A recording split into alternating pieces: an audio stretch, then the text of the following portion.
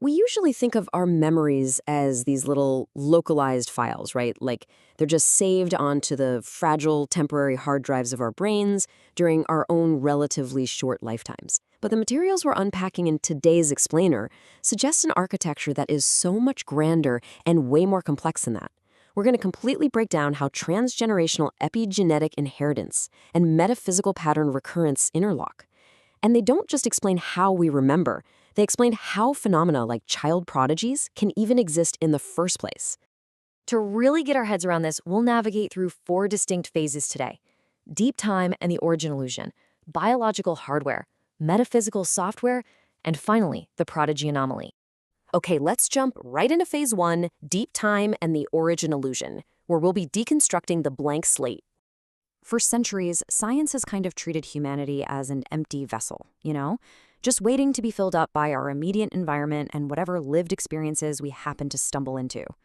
But the source material, which draws heavily on Stuart Kauffman's theories of how order originates, completely dismantles this old neo-Darwinian view. The idea that organisms are just ad hoc contraptions cobbled together by random evolution, it just doesn't hold up. Instead, traits emerge through spontaneous order and generative entrenchment. Basically, you are absolutely not a blank slate. You are the leading edge of a deeply entrenched, highly patterned biological lineage stretching back millions of years. To put it into perspective, human behavior is so deeply patterned that we literally share core instinctual responses and cellular logic with organisms that existed before trees even evolved. And Yuval Noah Harari exposes a really fatal flaw in this blank slate theory. He points out that the human brain is actually an incredibly fragile storage device. Think about it. If the sum total of human knowledge, instinct, and complex behavioral patterns had to be relearned from scratch and then stored purely within individual brains that die every 80 to 100 years, well, complex society would constantly collapse. It's kind of a dark cosmic joke, right? A single bump on the head or just the passage of a few decades can completely wipe out a lifetime of accumulated wisdom. Our internal hard drives simply cannot hold empire-sized databases. So because our individual neural hardware is so unbelievably temporary, nature absolutely had to devise a transgenerational failsafe. I mean, the human brain was evolutionarily adapted for highly specific localized data. It's great at remembering which yellow mushroom is poisonous or tracking the complex social dynamics of a tiny hunter-gatherer tribe. But it was never designed to independently warehouse the massive continuous stream of data required for all of human evolution. So what does this all mean? It means the architectural blueprints of our consciousness must live somewhere else. They have to be transmitted continuously across generations, otherwise the whole system just resets to zero. Which brings us to phase 2, biological hardware, focusing on epigenetics and ancestral tuning. To really grasp this transgenerational failsafe, we have to look way past the classical view of DNA. It's not just a static blueprint. Rather than viewing genetics as some simple serial computer program where one line of code just neatly follows the next, we need to understand it as a highly complex, parallel processing network of ancestral tuning. Epigenetics shows us that it's not just about the specific genes you possess, it's about how the developmental parameters of those genes are shifted, silenced, or amplified over time. So you inherit a finely tuned biological instrument, and its settings have been meticulously adjusted by the environmental stressors, the famines, and the triumphs of your ancestors over thousands of generations. Enter wave genetics. Now, this is where things get wild. Supported by perspectives in transpersonal psychology and quantum physics, this framework suggests our genetic material is deeply interconnected with a broader cosmic web. Your DNA isn't just some dusty architectural schematic locked away in a cellular vault. No, it's a dynamic, fluctuating configuration. Think of it like an incredibly complex fractal antenna. It's constantly resonating and tuned to receive specific, high-bandwidth frequencies of data from the surrounding quantum environment. We know that in a single gram of DNA, there's enough storage capacity to hold hundreds of terabytes of data, but its true power, that lies in its capacity to receive. Biology actually achieves this reception through a highly specialized physical toolkit. The source material highlights physical mechanisms, like small RNA transmitting adaptive information across generations, and germline memory preserving deep ancestral traits. There's even a reference to this esoteric concept known as the silver cord. And in this biological context, it operates as an epigenetic tether, connecting our most primitive stem cells directly to the vast accumulated data of our ancestral line. So you don't arrive empty. You arrive in this world preloaded with hardware, perfectly calibrated to catch specific ancestral signals. Now, let's move into phase 3, metaphysical software, exploring reincarnation and the 0 to 1 framework.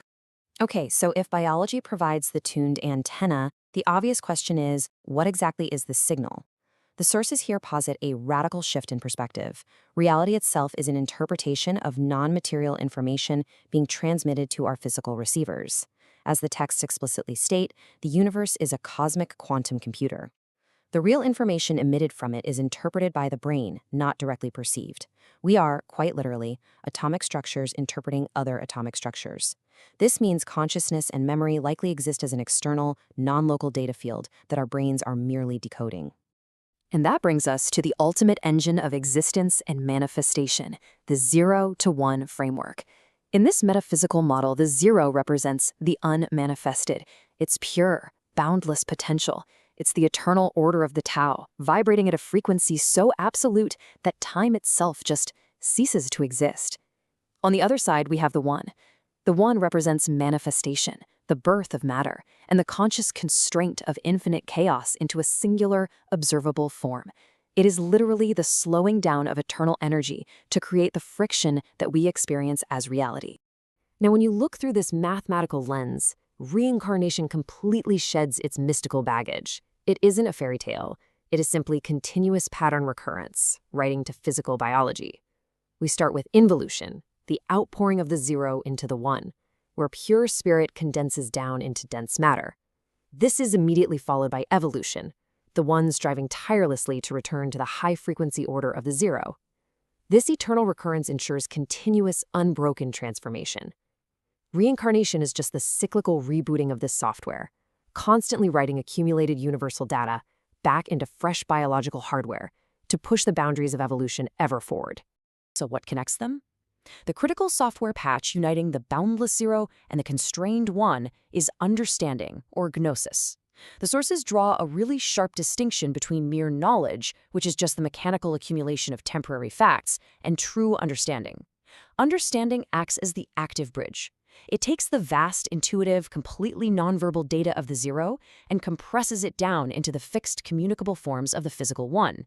It is the precise mechanism by which the universe makes sense of itself through us.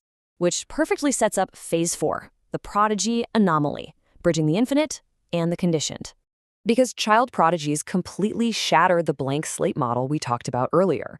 I mean, consider a historical anomaly like a 4-year-old Wolfgang Amadeus Mozart composing complex, multi-layered symphonies, or modern mathematical prodigies solving advanced calculus before they even know how to tie their own shoes. If skill and memory are solely the result of localized lifetime experience, their existence is a literal mathematical impossibility.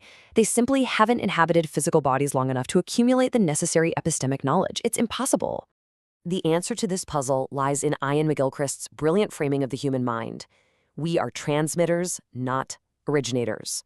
If we view the brain as a receiver rather than an isolated hard drive, the entire paradigm shifts. A prodigy isn't magically generating complex data out of thin air. Instead, they're tuned in to a pre-existing non-local broadcast of deep-time memory. They are catching a high-bandwidth signal from the cosmic quantum computer that the rest of us are simply too neurologically noisy to hear. McGilchrist actually maps this directly onto our neural architecture, contrasting the rigid operations of the left hemisphere with the deep receptivity of the right. The left hemisphere acts as the emissary. It deals with rational facts, enforces societal filters, and manages rigid episteme. It basically operates as a biological reducing valve. The right hemisphere, however, is the master.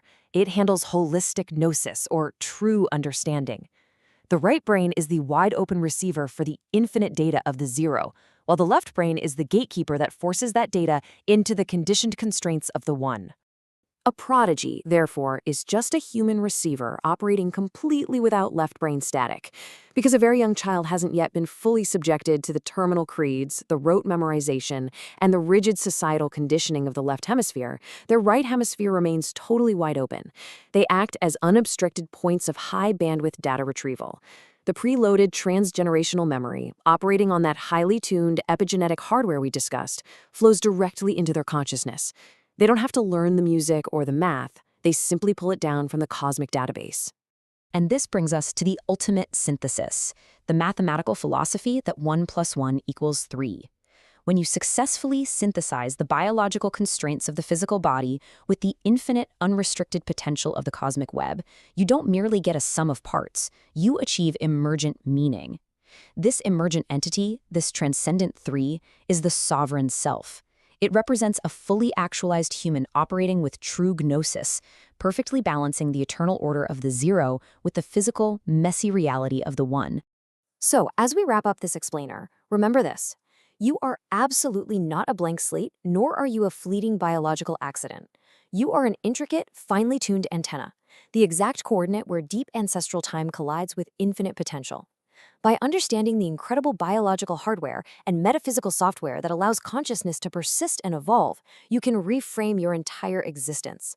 So I'll leave you with this question to ponder. Will you operate as a closed system bound by the temporary filters of a single lifetime, or will you become the conscious bridge? Today, we're breaking down how these mechanisms intersect, why child prodigies are points of unfiltered data retrieval rather than random anomalies, and how to unlatch the cognitive filters holding back your own latent capacity. Let's dive in.